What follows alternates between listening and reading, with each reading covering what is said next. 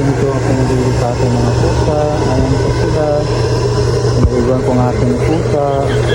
Ilagay ko sila sa bucket. Tapos nakatapat ang blower dito guys. So ayan guys, ang aking mga iron. Nalagay sa bucket. Blower sila. Tapos lang nila dito guys.